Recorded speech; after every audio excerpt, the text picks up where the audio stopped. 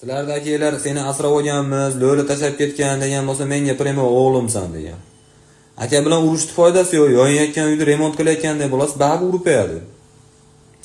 Haligacha uryapti, haligi bugun soat nechidan 10:30 bo'ladi deydi-da, keyin bunisi deb pesiz uradi. Hali ham ismi Feruzbeymi deydi, uradi yana bunisi kulgilidan narsasiz.